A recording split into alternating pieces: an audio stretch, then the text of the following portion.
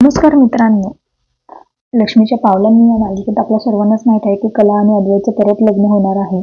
तर आता कला आरशासमोर बसलेली असते आणि कला म्हणत असते की आधीचं लग्न मनाविरुद्ध झालं होतं. आता लग्न मनापासून होणार आहे. ते इकडे अद्वैत सुद्धा विचार करत असते की खरे आजपर्यंत कुठल्याही चांगल्या वाईट आनंदाच्या दुःखाच्या प्रसंगात तू माझी साथ कधीच सोडली नाही. तर मित्रांनो, आता त्यांचं दोघांचं कनेक्शन असल्यासारखं आता कला देखील जे आहे ते आरशात म्हणते, आता मी कायम चांदेकर सोबतच असणार आहे. आता आपलं लग्न झाल्यानंतर मी तुझी साथ कधीच सोडणार नाही. आणि मित्रांनो, कला देखील म्हणते की चांदेकर मला तुझी सोबत आयुष्यभरासाठी हवी आहे.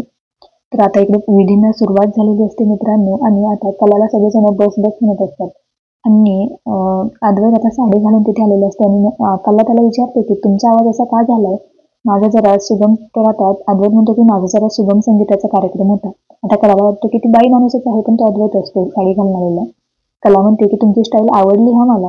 तर आता अद्वैत म्हणतो आवडणारच ना, कोण आहे मी खरे? आता खरे असं म्हटल्यानंतर कलाला समजतं की हा तर अद्वैत आहे.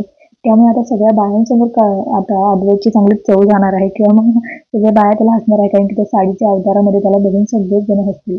पण बघूया आता पुढे काय होतंय मालिकेत. पण दोघांची ही जोडी आता खूप छान दिसते. दोघे एकमेकांना भेटायला येतात किंवा मग लग्न होतंय, त्यामुळे सगळंच काही सुरळीत चाललेलं आहे मालिकेत. त्यामुळे तुम्ही ही मालिका पाहताय का ते कमेंटमध्ये नक्की कळवा.